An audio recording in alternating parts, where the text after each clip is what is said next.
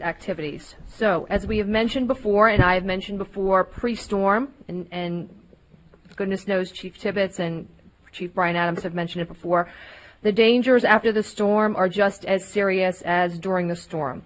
Many people are using generators, and there is a real risk of fires and carbon monoxide poisoning from the toxic engine exhaust.